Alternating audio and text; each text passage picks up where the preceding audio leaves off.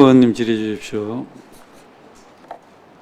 울산 남구갑 김상욱입니다.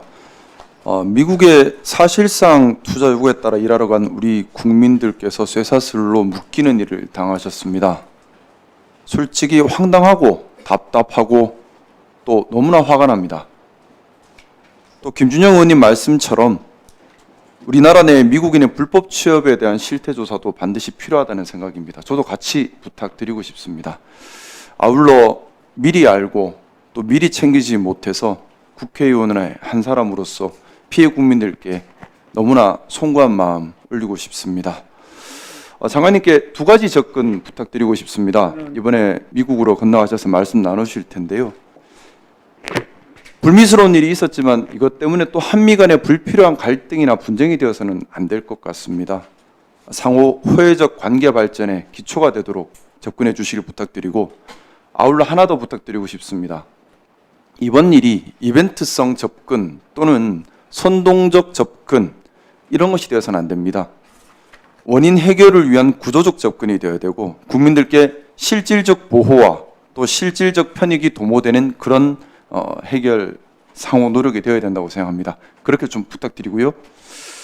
이번 어떻게 보면 기업들이 전자여행허가 ESTA 제도를 우회해서 이용할 수밖에 없는 상황이었던 것 같습니다. 어떻게 보면 2006년 한미 FTA 당시에 우리가 이걸 넣으려고 했는데 못 넣었잖아요. 못 넣었던 이유가 결국 미국에서 우리나라 근로자들이 많이 넘어가서 전문직 종사자들이나 이쪽에서 미국 일자리 피해볼 수 있다는 우려 때문이었지 않습니까? 근데 그 근본 상황이 바뀌었지 않습니까? 지금은 미국이 도리어 요청하고 미국 경제에도 필요한 상황입니다. 그러면 FTA 당시에 넣을 수 없었던 그 상황 지금은 바뀌었다는 생각이고요.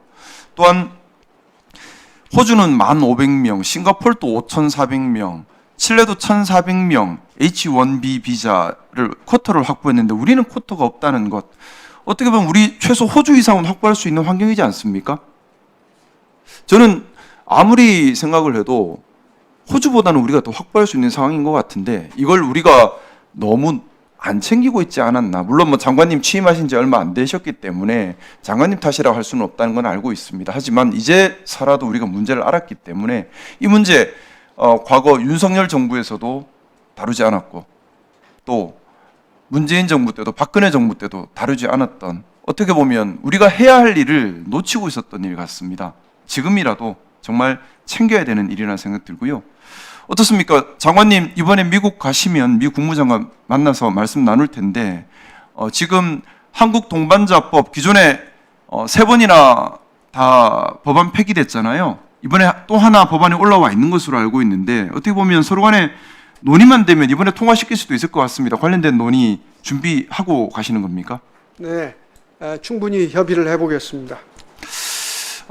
우리 외교의 중요한 부분 중에 하나가 상대국의 법령 중에 우리와 관련된 부분들을 제정하거나 개정하도록 노력하는 부분도 중요한 것 같습니다.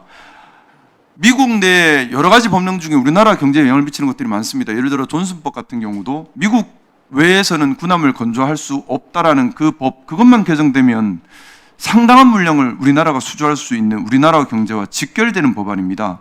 이 법안도 보면 과거에 여러 차례 법안 발의가 됐지만 통과되지 못하고 폐기되고 이렇게 반복되고 있습니다.